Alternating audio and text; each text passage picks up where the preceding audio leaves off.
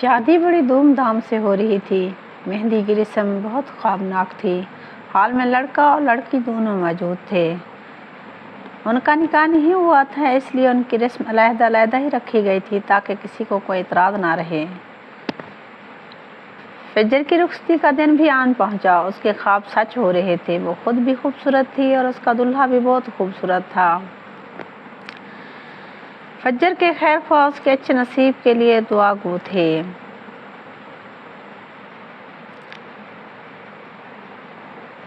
حقیقت ہے اور بہت تلخ حقیقت ہے کہ کبھی کبھی خوشی کا موقع بھی کچھ لوگوں کے لیے غم کا طوفان چھپائے ہوتا ہے، اور کبھی تو دنیا سے جانے والے پر بھی لوگ کلمہ شکر ادا کرتے ہوئے پائے جاتے ہیں۔ فجر اور اس کے والدین بہت خوش تھے، لیکن فجر کی ایک آنٹی غصے سے کھول رہی تھی۔ بظاہر تو وہ بہت بن ٹھن کر تقریب سے جڑی نظر آ رہی تھی۔ اس کا منصوبہ مکمل تھا۔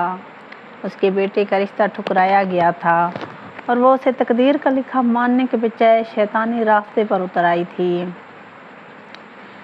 کہتے ہیں کہ زخمی عورت اور ہاتھی کبھی بھی اپنے غم اپنے اوپر لگائے جانے والے کو کبھی نہیں بھولتے۔ اس میں کوئی حقیقت ہے بھی یا نہیں، لیکن فجر کی آنٹی اسے سچ ثابت کرنے جا رہی تھی۔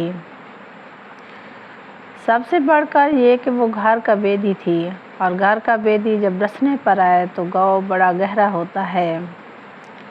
عورت کمزور ہے اور عام طور پر کسی مرد کو بے وقوف بنا کر اس کے کندھے پر رکھ کر بندوق چلاتی ہے۔ فجر کی آنٹی نے بھی ایک ایسے ہی بندے کا انتخاب کیا تھا جو اس کا توشہ سا تھا، لیکن فجر کے والدین اس سے ناواقف تھے۔ ڈرامے میں اس کا کردار بہت مختصر لیکن چونکا دینے والا تھا۔ فجر کی آنٹی کا یہ ڈرامہ لکھا اور ڈائریکٹ کرنا تھا۔ وہ اپنی متوقع کامیابی پر بہت مسرور تھی۔ انسان بھول جاتا ہے کہ ایک کہانی کار ہماری زندگی کے ڈرامے کا بھی ایک تخلیق کار ہے جو ہر چیز پر قادر ہے۔ حال بہت خوبصورت تھا۔ پہلے نکاح کا پروگرام تھا۔ مفتی صاحب تیار بیٹھے تھے، گواہان موجود تھے اور سب چہرے جگمگا رہے تھے۔ ابھی مفتی صاحب نکاح کے لیے خطبہ دینے ہی والے تھے کہ آنٹی کا منتخب کردہ کردار اٹھ کھڑا ہوا اور اسکرپٹ کے مطابق ڈائیلاگ بولنے لگا۔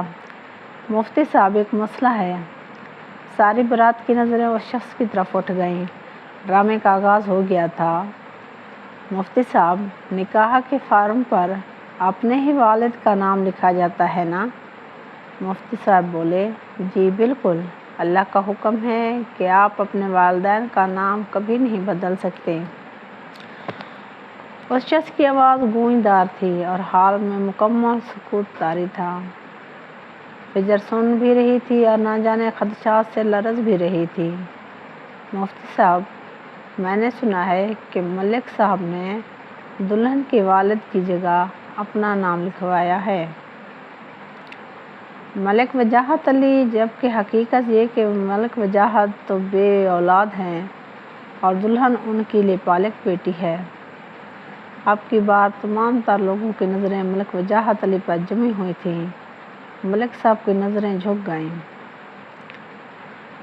برائڈ روم میں بیٹھی فجر اپنے باپ کے جواب کا انتظار کر رہی تھی۔ خاموشی لمبی ہو گئی۔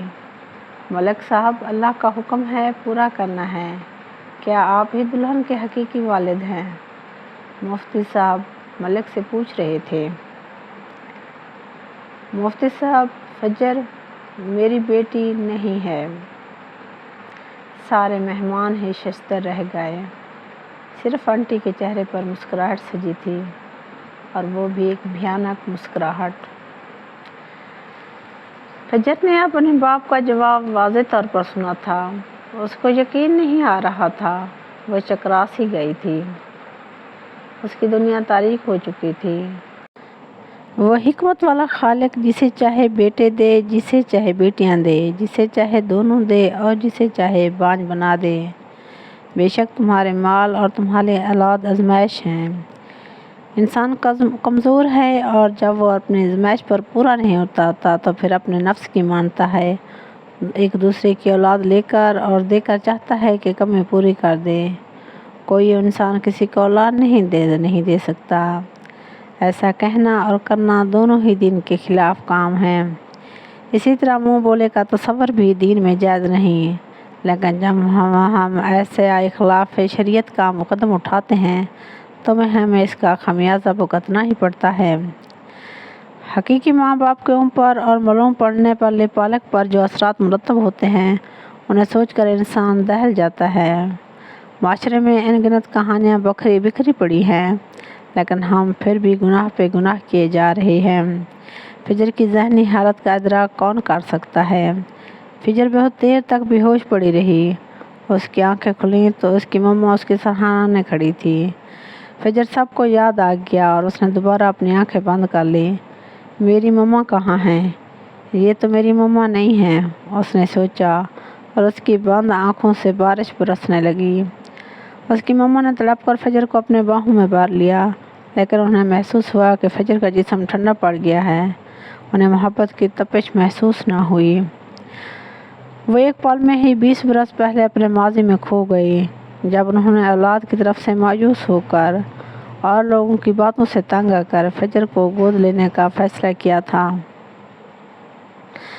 ملک وجاہت کا چھوٹا بھائی جو مالی طور پر کمزور تھا، اور اس پر ملک وجاہت نے دباؤ ڈال کر اس کی ہونے والی اولاد کو گود لینے کا فیصلہ کیا تھا۔ اس کے پہلے ہی 4 بچے تھے۔ اللہ نے ان پر اپنی رحمت کی، لیکن انہوں نے دکھی دل کے ساتھ اس رحمت کو اپنی بھابھی کی جھولی میں ڈال دیا۔ بیگم سلامت نے بظاہر اپنے شوہر کے فیصلے پر سر تسلیم خم کر دیا تھا، لیکن وہ اندر ہی اندر سے اس طرح بری طرح تڑپی تھی جیسے ان کی بیٹی پیدا ہوتے ہی دوبارہ دنیا سے رخصت ہو گئی ہو۔ وہ اپنے ہی ہاتھوں سے انہوں نے اب اسے اپنے لحد میں اتار دیا ہو۔ بے شک تمہارے مال اور تمہاری اولاد آزمائش ہیں، یہ سب راز رکھا گیا، لیکن اللہ جو چاہے ہو کر ہی رہتا ہے۔ انسان بھول جاتا ہے، وہ اپنے راز ایک دوسرے پر اشکار کر ہی دیتا ہے۔ انٹی بیگم وجاہت کی گہری سہیلیوں میں سے تھی، اور پھر اسی انٹی نے آج قیامت برپا کر دی تھی۔ فجر بیٹا، میں تمہاری مما ہوں، آنکھیں کھولو بیٹا، مجھے دیکھو بیٹا، مجھے مت تڑپاؤ۔ بیگم وجاہت بے بسی سے رو پڑی۔ فجر نے اپنی مما کو دیکھا اور تڑپ اٹھی۔ اسے اپنا بچپن یاد آ گیا۔ جب بھی اسے کوئی تکلیف ہوتی وہ اپنی مما کی گود میں ہی تسکین پاتی۔ آج مجھے کون تسکین دے گا؟ فجر نے سوچا، آج بھی مجھے اسی گود میں تسکین ملے گی۔ فجر نے اپنی مما کے ہاتھ پکڑے۔ بیگم وجاہت کو محبت کی گرمی محسوس ہوئی۔ انہوں نے فجر کو دیکھا اور پھر وہ اپنی فجر سے لپٹ گئیں۔ دونوں اکٹھے رونے لگیں، اور کوئی راستہ بھی تو نہیں تھا۔ آنسو ان کے لیے سرمایہ حیات ثابت ہوئے۔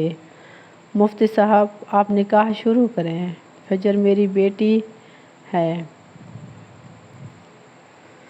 ملک سلامت آگے بڑھے اور نکاح کی سنت کو پائے تکمیل تک پہنچا دیا۔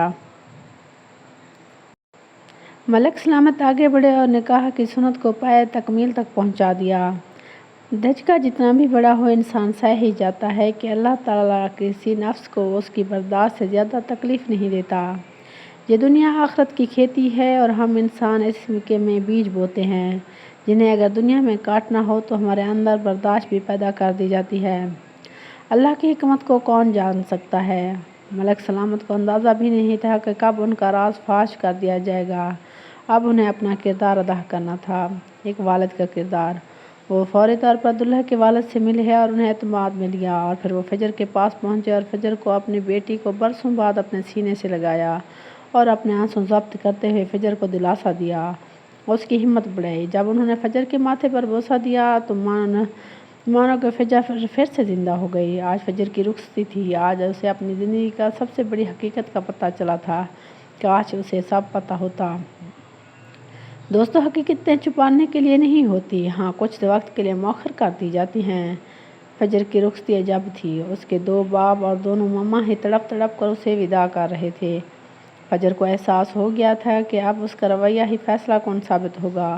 اس نے اپنی آنکھیں مزید جھکا دیں۔ وہ بہت کچھ سوچ رہی تھی۔ اس کے اپنے 2 بھائی اور 2 بہنیں تھے۔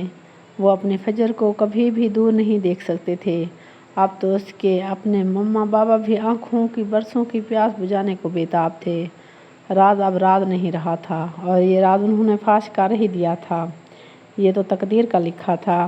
فجر اپنے بہن بھائیوں کے پاس وقت گزارنا چاہتی تھی۔ ملک سلامت کا گھر ہی اب اس کا اصل میکہ تھا، لیکن جہاں اس نے زندگی کے 18 سال گزارے تھے اور جہاں سے اس کی رخصتی ہوئی تھی، وہ گھر اب سونا پڑا تھا۔ اس کے کئی ہفتوں کے بعد فجر جا پاتی۔ وہ خوش تھی، بہت خوش تھی۔ بیگم ملک وجاہت ان کی خوشی میں ہی خوش تھی۔ فجر جا چکی تھی اور ان کا آنگن اب دوبارہ خزاں آلود ہو گیا تھا۔ ملک وجاہت اب کچھ اور سوچ رہے تھے۔ انہیں اپنے گھر کا خالی پن کاٹنے کو دوڑتا تھا، لیکن وہ بے بس تھے۔ دونوں میاں بیوی اب اداس رہنے لگے تھے۔ جب بھی وہ اداس ہوتے، اپنے فجر سے ملنے پہنچ جاتے۔ فجر بھی اب زندگی کے توازن کے ساتھ بسر کرنا سیکھ چکی تھی۔ اس کے سسرالی رشتہ دار اس کا پورا ساتھ دے رہے تھے۔ اس کا شوہر فخر ایک پڑھا لکھا نوجوان تھا۔ اس نے فجر کو اعتماد بھی دیا اور اسے زندگی کی اونچ نیچ سے بھی آگاہ کیا۔ اللہ نے فجر کو جب بیٹے سے نوازا تو وہ اس کے پیار میں سرشار ہو گئیں۔ شادی تو انٹی نے بھی اپنے اکلوتے بیٹے کی بڑی دھوم دھام سے کی تھی۔ اس کا بگڑا ہوا بیٹا اپنی بری عادات کی وجہ سے بہت بدنام تھا، اس لیے انٹی کو اپنی بہو ایک معاشی طور پر کمزور خاندان سے لینی پڑی، لیکن ابھی تک وہ امید باندھنے کے انتظار میں تھی۔ انٹی نے علاج میں کوئی کسر نہیں چھوڑی۔ یہ صرف ماں بیٹے کو معلوم تھا کہ نقص شوہر میں ہے، وہ کبھی باپ نہیں بن سکتا تھا۔ بظاہر انٹی اپنی بہو کو ہی مرود الزام ٹھہراتی تھی۔ وہ بار بار سب کے سامنے اپنی بہو کے بانجھ ہونے کا تذکرہ کرتی۔ ماں بیٹا کبھی بھی اس حقیقت کو سامنے لانے کو تیار نہ تھے۔ وہ بہو کو طلاق بھی نہیں دینا چاہتے تھے کہ کوئی نئی شادی بھی ان کے آنگن میں بہار نہیں لا سکتی تھی۔ انٹی کے بیٹے دلاور نے ایک بار اپنی ماں سے کسی بچے کو گود لینے کا مشورہ کیا۔ جب انہیں اور کوئی راستہ نظر نہ آیا تو انہوں نے اپنے اس منصوبے پر عمل کرنے کی ٹھان لی۔ انٹی کسی لڑکے کو گود لینا چاہتی تھی۔ دلاور نے اپنی ماں کا ساتھ دینے کا فیصلہ کر لیا۔ اب بچہ کہاں سے آتا؟ وہ امیر کبیر لوگ تھے۔ انہوں نے ایک نرس سے بات کی جو اس کام کے لیے بدنام تھی۔ اس نے 50 لاکھ کا مطالبہ کیا۔ 45 لاکھ میں سودا طے پا گیا۔ 10 لاکھ ایڈوانس بھی دے دیے گئے، اور ماں بیٹے نے بڑی چالاکی کے ساتھ ہونے والی ماں کو اس کے میکے بھیج دیا۔ انٹی کی بہو کے پاس کوئی راستہ نہیں نہ تھا کہ وہ اپنے شوہر اور ساس کا ساتھ دیتی۔ یہ سب کچھ اسی کی بہتری کے لیے کیا جا رہا تھا۔ ماں بیٹا اپنے ہونے والے وارث کا بڑی بےتابی سے انتظار کرنے لگے۔ دوستو، انسان کی سوچ جہاں ختم ہوتی ہے، سونے رب کی تقدیر کا چکر وہاں سے چل پڑتا ہے۔ قابیل سے لے کر آج تک کے عیار اور چلاک مجرم تک کوئی بھی کامیابی کی منزل تک نہیں پہنچ سکا۔ قدم اٹھا لینا بہت آسان ہوتا ہے، منصوبہ بندی کرنا بھی کوئی مشکل نہیں، بظاہر وسائل بھی میسر ہوتے ہیں، لیکن نتیجہ وہی ہوتا ہے جو خیر الماکرین چاہتا ہے۔ بیگم ملک وجاہت کو تو احساس ہو گیا تھا کہ انہوں نے فجر پر کبھی دباؤ نہیں ڈالا تھا۔ وہ تو فجر اور فخر دونوں ہی ان کا خیال رکھتے تھے۔ ان کا احساس محرومی ختم ہو گیا تھا۔ ملک صاحب نے فجر کے بھائی بہنوں کے سر پر دست شفقت رکھ دیا تھا۔ انہوں نے ان کی شادیوں کے اخراجات بھی اٹھانے کی ذمہ داری لے لی تھی۔ اس فیصلے نے انہیں مزید عزت عطا کر دی تھی۔ اللہ تعالیٰ نے انہیں سکون و اطمینان سے نواز دیا۔ وہ اب فجر کے ساتھ اس کے بہن بھائیوں کے بھی سرپرست بن گئے تھے۔ انٹی کے بھیانک قدم نے فجر کی زندگی کو بہار کی کوسے خزاں میں رنگ دے دیا تھا۔ اب انٹی نے ایک اور ڈرامہ ترتیب دے دیا تھا۔ کیا اس بار بھی وہ اپنے منصوبے میں کامیاب ہو پائے گی؟ کیا اب بھی وہ تقدیر سے لڑ پائے گی، جیت پائے گی؟ انٹی اپنا منصوبہ بندی کر کے چین کی نیند ہو گئی، لیکن تقدیر کی آنکھ ہمیشہ سے کھلی تھی۔ وقت کی کوکھ میں کیا چھپا تھا کوئی نہیں جانتا تھا۔ دوستو، قسمت کے کھیل بھی بہت عجیب ہوتے ہیں۔ انسان کو دنیا میں کتنا اختیار حاصل ہے۔ تقدیر ایک ایسی اندیکھی زنجیر ہے جو ہر انسان کے پاؤں میں پڑی ہے۔ یہ زنجیر اسے اپنے ہاتھ میں رکھتی ہے۔ وہ کسی کا فائدہ یا نقصان اتنا ہی کر سکتا ہے جتنا اس کی تقدیر میں لکھا ہوتا ہے۔ قادر مطلق کی پناہ ہی ہے جو ہمیں ظالموں سے بچا سکتی ہے۔ نرس نے ایک ایسی ماں کا انتخاب کیا تھا جس کے کوکھ میں جڑواں بچے پرورش پا رہے تھے۔ دونوں لڑکے تھے۔ اس نے بڑی مہارت کے ساتھ اپنا کام کیا۔ ایک لڑکے کو غائب کر دیا۔ غریب والدین اپنے بیٹے کو لے کر خوشی خوشی اپنے گھر روانہ ہو گئے۔ نرس نے اپنے اعلیٰ کار پہلے ہی تیار کر رکھے تھے۔ وہ میاں بیوی دونوں بچوں کو لے کر بڑے آسانی کے ساتھ سرکاری ہسپتال کی تاریک راہداریوں سے گزرتے ہوئے اونگتے ہوئے گیٹ کیپر کے قریب سے گزر کر رات کے اندھیرے میں نرس کے ٹھکانے کی طرف چل دیے۔ ڈرامے کا کامیابی سے آغاز ہو چکا تھا لیکن اس کا اختتام بھی ان کے اختیار میں تھا۔ باقی معاملات بڑی آسانی سے سلجھ گئے اور بچہ ماں کی گود میں پہنچ گیا۔ آنٹی نے سکھ کا سانس لیا اور دلاور اب سر اٹھا کر چل سکتا تھا کہ اس نے اپنی مردانگی ثابت کر دی تھی۔ شان کی پرورش انتہائی ناز و نم سے کی گئی۔ بہترین سکول میں اس کا داخلہ ہوا اور وہ ایک غریب خاندان کا چشم چراغ امارات کی روشنی میں نہا گیا۔ آنٹی کی رنونیت مزید دو چند ہو گئی۔ دلاور کی بیوی پر رعب و دبدبہ مزید بڑھ گیا اور تقدیر کی زنجیر دراز کر دی گئی۔ دوسری طرف شان کا جڑواں بھائی شہر سے دور ایک قصبے میں اپنے والدین کی آغوش میں پروان چڑھتا رہا۔ جمیل شان کا ہاؤ بہو عکس تھا۔ دونوں بھائی اگر مل جاتے تو ان میں فرق کرنا ناممکن تھا۔ تقدیر کہیں قریب بیٹھی اپنا جال بن رہی تھی۔ آنٹی نے بیگم ملک وجاہت کے ساتھ کھیل کھیلا تھا۔ اسے کیا خبر تھی کہ وہ خود تقدیر کے ہاتھوں میں کھیل رہی ہے۔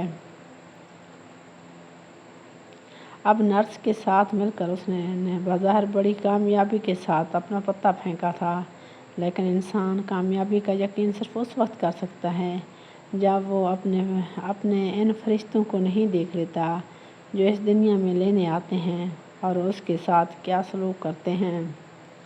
کہتے ہیں کہ برائی کا انجام برا ہی ہوتا ہے اور آنٹی جیسے منافقوں کا پردہ بھی اللہ چاک کر ہی دیتا ہے۔ ایک دن ملک وجاہت کو وہ بندہ نظر آ ہی گیا جس نے آنٹی کے کہنے پر فجر کی شادی پر ان کا یہ راز افشا کیا تھا۔ اتنے سالوں بعد وہ شرمسار تھا۔ اس نے ملک وجاہت سے معذرت کی اور اب کی بار آنٹی کا راز فاش کر دیا، لیکن اس بار تو آنٹی نے کام بہت پکا کیا تھا۔ نرس خود شریک جرم تھی، وہ کیسے یہ راز فاش کرتی؟ شیکسپیئر نے کہیں کہا ہے کہ انسان ایکٹر ہے، فنکار ہے اور مختلف کردار ادا کرتا ہوا اس دنیا سے رخصت ہو جاتا ہے۔ کیا ہم سب خالق کے لکھے ہوئے اس ڈرامے کے محض کردار ہیں جن کا ڈائریکٹر بھی وہ خود ایک سمت ذات ہے، یا ہم اس کے اسکرپٹ میں کوئی تبدیلی کر سکتے ہیں؟ کیا سب کچھ پہلے ہی لکھ دیا جاتا ہے یا پھر انسان اپنی قسمت خود بناتا ہے؟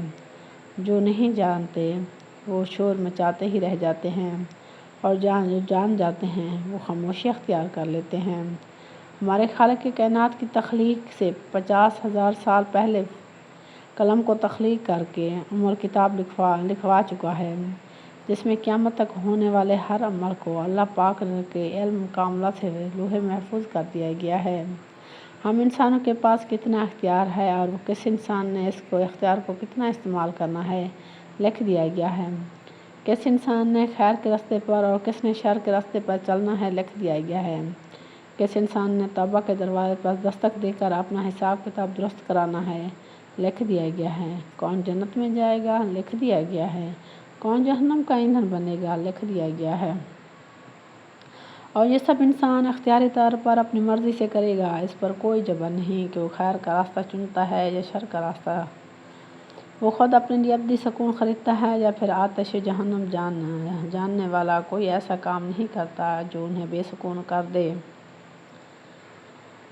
جاننے والا اللہ والے اپنے ارادے کو بھی اللہ کی رضا کے ساتھ جوڑتے ہیں اور امر ہو جاتے ہیں۔ نفس کے پجاری لوگ شرک کرتے کرتے جہنم کی طریق گڑھے میں جا گرتے ہیں۔ انٹی نفس کی پجارن تھی اور اپنا جہنم اپنے ہاتھوں سے روشن تر کرتی جا رہی تھی۔ کچھ ایسی ہی صورتحال ہوتی ہے جب انسان صم بکم عمی کا نشان عبرت بنا دیا جاتا ہے۔ جو اس دنیا میں بچ جاتے ہیں ان کے لیے فیصلے کا دن رکھ گیا ہے جس کا دورانیہ 50,000 سال ہے، اور جو لوگ مکافات عمل پر یقین نہیں رکھتے یا شکوک کا اظہار کرتے ہیں وہ جان لیں کہ اللہ بہترین انصاف کرنے والا ہے اور دنیا کوئی کھیل تماشے کی جا نہیں ہے بلکہ عبرت کا میدان ہے۔ وقت کا پہیہ بڑی تیزی سے گھومتا رہا اور انٹی کا پوتا شان اب جوان ہو گیا تھا۔ اسے بالکل بھی احساس نہیں تھا کہ وہ جانتا تک نہیں تھا کہ حقیقت کیا ہے، لیکن تقدیر کے کھیل نرالے۔ اب انٹی کی باری آ چکی تھی، کن فیکون کی صدا لگ چکی تھی۔ او جیلے، تو شہر میں کیا کر رہا ہے؟ واہ، میرا یار تو بڑا نکھرا ہوا ہے۔ وہ یہ گڈی کس کی ہے؟ تجھے تو موٹر سائیکل چلانے نہیں آتی، تو یہاں گڈی چلا رہا ہے؟ وہ ڈرائیور لگا ہوا ہے تو شہر میں؟ اوئے یہ کیا بٹر بٹر دیکھ رہا ہے؟ شہر آ کر تو بھی مجھے شیرے کو اپنے یار کو بھول گیا ہے۔ آ جا، جپھی تو پا۔ شیرہ جمیل کا دوست زبردستی شان کے گلے لگ گیا۔ شان لاری اڈے کے پاس کھڑا اپنی گاڑی میکینک سے چیک کروا رہا تھا۔ وہ ابھی تک ہکا بکا کھڑا تھا، اسے سمجھ نہیں آ رہا تھا کہ وہ کیا رد عمل ظاہر کرے۔ شیرہ شہر کام کے سلسلے میں آتا رہتا تھا۔ آج جب وہ بس سے اترا تو اس کی نظر گاڑی کے پاس کھڑے شان پڑ گئی۔ اسے لگا کہ یہ جمیل کھڑا ہے۔ بھائی، میں شان ہوں، آپ کو غلط فہمی ہوئی ہے، میں آپ کو نہیں جانتا، شان نے شیرے سے کہا، لیکن اس کے ذہن میں کچھ اٹک گیا تھا۔ اوئے معاف کرنا ویرا، لگتا ہے مجھ سے غلطی ہوئی۔ پر جیلا شان جیلا۔ شیرہ حیرانی کے عالم میں وہاں سے چل دیا۔ ابھی وہ چند قدم ہی دور گیا تھا کہ شان نے اسے آواز دی، شیرے بھائی، بات سننا، چلو مجھے بھی اپنا دوست ہی سمجھو۔ شان دل کا بہت اچھا تھا، وہ کبھی بھی انٹی کی نسل سے دلاور کی نسل سے نہیں لگتا تھا اور تھا بھی نہیں۔ موبائل ہے تیرے پاس؟ شیرے نے اپنی جیب سے فوراً بٹن والا موبائل نکالا۔ ویر یہ لے پکڑ، بیلنس مک گیا ہے، ڈلوا دیتا ہوں، فون کرنا ہے نا تو نے؟ شان شیرے کی سادگی پر مسکرا اٹھا۔ نہیں، تیرے پاس تیرے یار کی تصویر تو ہوگی نا جیلے کی؟ شیرے نے فوراً ہی موبائل میں اپنے ساتھ جیلے کی تصویر شان کو دکھا دی۔ شان نے جب جمیل کو دیکھا تو اسے لگا جیسے وہ آئینہ دیکھ رہا ہو۔ او خدایا، اتنی مماثلت! شان سوچ رہا تھا۔ اچانک وہ بولا، شیرے، مجھے اپنے دوست سے ملاؤ گے؟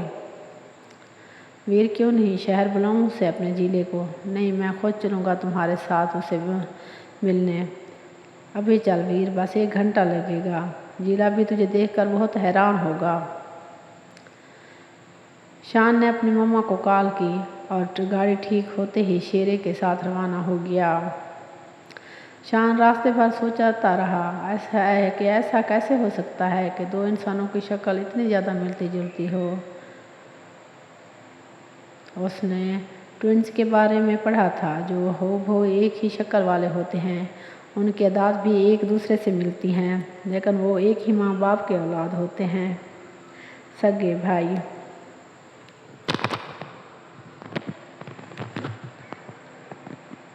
شان بڑی بے چینی سے جمیل سے ملنے کا انتظار کر رہا تھا۔ شان دنیا میں اکیلا ہی تھا، اس کا کوئی بہن بھائی نہیں تھا، ہوتے بھی کیسے؟ دلاور اس کا باپ اولاد پیدا کرنے کے قابل ہی نہیں تھا۔ وہ خود برسوں پہلے نرس سے خریدا گیا تھا۔ کاش شان پلٹ جاتا، لیکن شاید وقت کا پہیہ الٹنا چلنا شروع ہو چکا تھا۔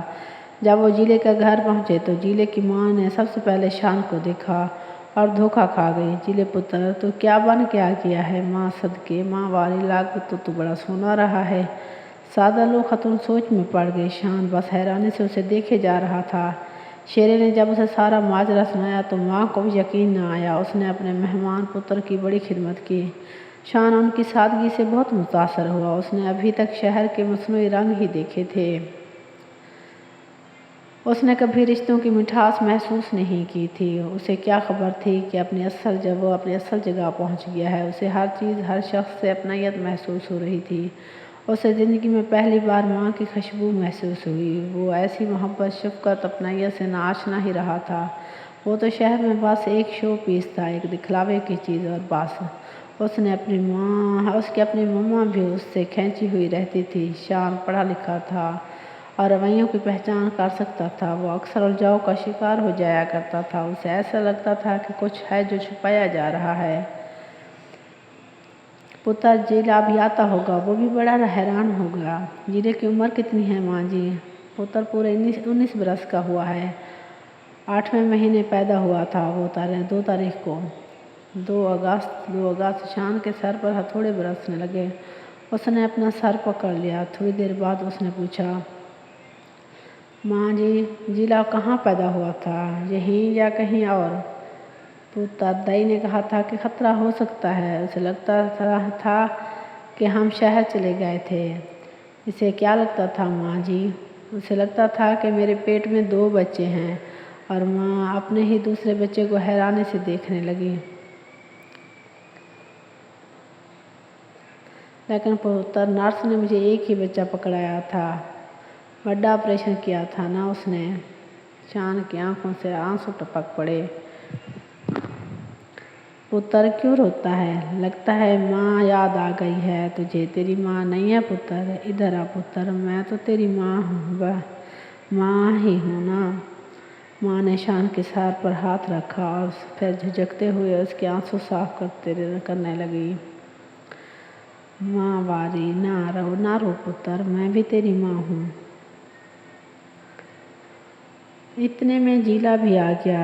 جو ہی اس کی نظر شان پر پڑی، اس کے پاؤں دہلیز پر ہی جم گئے۔ تمام افراد حیران رہ گئے۔ وہ سب ایک دوسرے کو دیکھے جا رہے تھے۔ کیا ہونے جا رہا تھا، کوئی نہیں جانتا تھا۔ شان کا سر چکرانے لگا۔ اس نے اپنی شناخت پر شک ہونے لگا۔ اس کے لیے اس نے اپنی ماں اور پاپا صرف بیگم چودھری دلاور بن گئے۔ اسے لگا کہ وارث ہے۔ اسے لگا کہ جمیل اور اس کی ماں ہی اس کی اصل شناخت ہیں۔ شان نے اپنی زندگی کا معمہ ہمیشہ کے لیے حل کرنے کے لیے فیصلہ کر لیا۔ وہ جمیل کے والدین کو لے کر شہر اسی ہسپتال میں پہنچ گیا جہاں جمیل پیدا ہوا تھا۔ ریکارڈ نکلوانے میں اسے مشکل نہ ہوئی کہ روپیہ ہر تالے کی چابی ہے۔ اور پھر اس نرس کے روبرو کھڑا تھا جس نے برسوں پہلے شان کا سودا کیا تھا۔ بوڑھی نرس اس وقت جیل میں پڑی تھی۔ وہ رنگے ہاتھوں پکڑی گئی تھی۔ اسے یاد آ گیا، سب یاد آ گیا۔ وہ مزید سزا نہیں بھگت سکتی تھی، اس لیے اس نے اپنے گناہ کا اعتراف کرتے ہوئے ان سب کے آگے ہاتھ جوڑ دیے۔ شان نے اسے اس کے حال پر چھوڑا اور اپنے والدین اور بھائی کو لے کر اپنے گھر پہنچ گیا۔ دوستو، آنٹی بوڑھی ہو چکی تھی۔ وہ برسوں پہلے کا بویا ہوا بیج اب تناور درخت بن گیا تھا۔ اسے کاٹنے کے لیے وہ ہرگز تیار نہیں تھی، لیکن تقدیر کا لکھا ہو کر ہی رہتا ہے۔ شان نے 3 مجرموں کو اپنے سامنے لا کھڑا کر دیا۔ اس نے نہ صرف نرس کے ساتھ ریکارڈ کی ہوئی گفتگو انہیں سنائی اور خاموشی کے ساتھ ان کے زرد ہوتے ہوئے چہروں کو دیکھنے لگا۔ وہ سب سر جھکائے شان کے کٹہرے میں کھڑے تھے۔ شان نے آج ان کے مستقبل کا فیصلہ کرنا تھا۔ ابھی تک کوئی ایک لفظ بھی نہیں بولا تھا۔ بولنے کے لیے کچھ باقی بچا ہی نہیں تھا۔ شان نے اپنے والدین کو اور اپنے بھائی کو اشارہ کیا اور وہ انہیں لے کر اس محل نما گھر سے باہر نکلنے لگا۔ آنٹی دلاور اور اس کی بیگم میں جیسے جان پڑ گئی۔ وہ شان کو آوازیں دینے لگی۔ شان نے کوئی جواب نہیں دیا۔ اس کی ماں دوڑتی ہوئی اس کے پاس پہنچی، لیکن شان کے چہرے پر سجی اجنبیت کو دیکھ کر پیچھے ہٹ گئی، اور شان اپنے خاندان کو لے کر اپنے گھر روانہ ہو گیا۔